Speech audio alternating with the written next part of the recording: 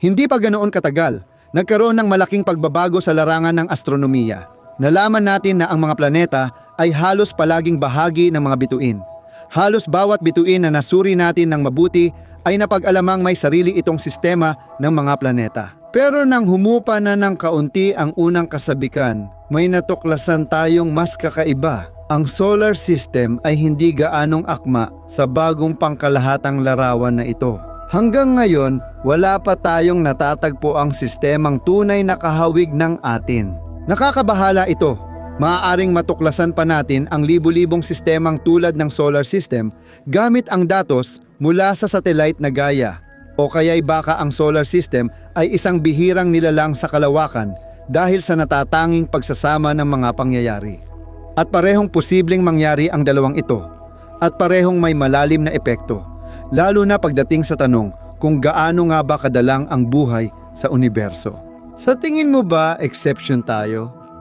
Hinahanap ang mga eksoplaneta dahil sa maraming dahilan, pero ang pangunahing dahilan ay ang pagsubok na maintindihan kung may iba pang mga mundo na katulad ng daigdig. Sa ngayon, ang alam lang nating may buhay ay ang planeta natin. Kaya tuwing may natutuklasang planetang kasing laki ng daigdig sa tamang layo mula sa bituin kung saan pwedeng may likidong tubig, nakakapanabik ito. Ang tubig, ayon sa lahat ng alam natin, ay napakahalaga para sa buhay.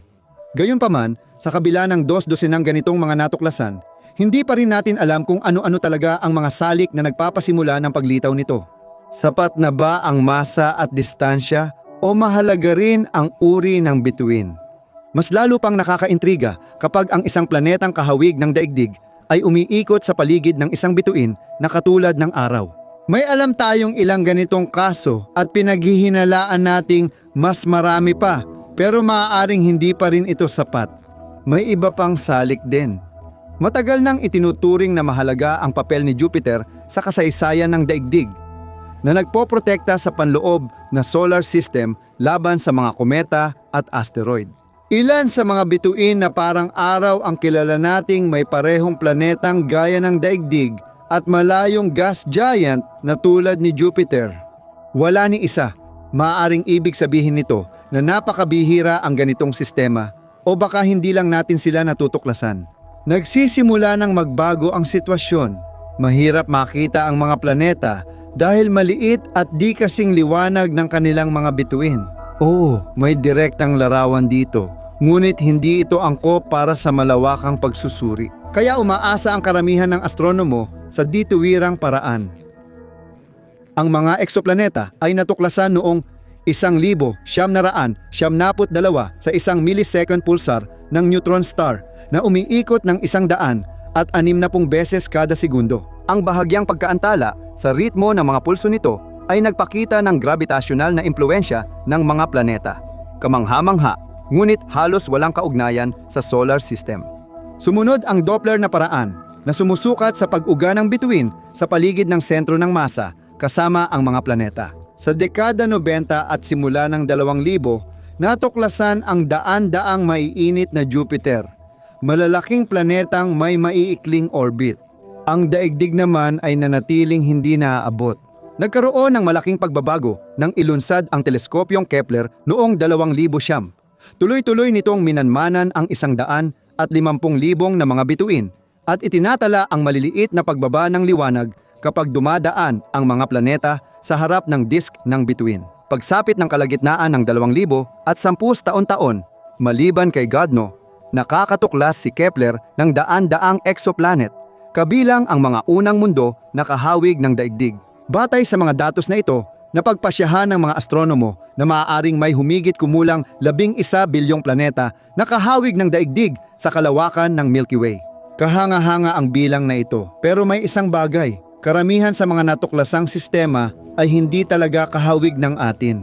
Imbes na malinaw na hati sa batong panloob na planeta at gas giant sa labas, karaniwang makikita ang magkakadikit na hanay ng mga planetang halos magkakapareho ang laki. Ang mga gisantes sa isang balahibo tulad ng TRAPPIST-1 ang kilalang halimbawa. Bakit iba ang ayos ng solar system natin? Isa sa pangunahing ideya ay ang hypothesis ng malaking paglalakbay.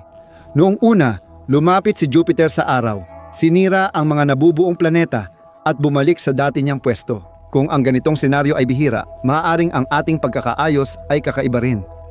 Pero baka hindi lang talaga natin nakikita ang mga malalayong Jupiter. Dito pumapasok ang astrometriya, isang paraan ng pagsukat sa maliliit na paggalaw ng posisyon ng bituin. Ang malalayong malalaking planeta ay nagpapagalaw sa mga bituin sa mabagal ngunit kapansin-pansing arko. Kailangan lang eksaktong sukatin ang posisyon. Naging posible ito matapos ilunsad ang Gaia satellite noong 2013. Sa mahigit 10 taon, nasukat nito ang posisyon ng 13 bilyong bituin na may katumpakan na parang pagmamasid ng barya sa ibabaw ng buwan. Sa ikatlong datos ng Gaia, nakumpirma ang unang astronomical na exoplanet, malalaking super Jupiter sa malalayong orbit, at simula pa lang ito. Inaasahan na sa paglabas ng Gaia data release, 4 sa 2026 matutuklasan ang halos 7,500 exoplanet. Sa data release 5 na ilalabas sa unang bahagi ng 2030 aabot ito sa 10,000. Ang Gaia ay sensitibo, lalo na sa mga planetang dati ay hindi napapansin, mga gas giant na malayo ang distansya.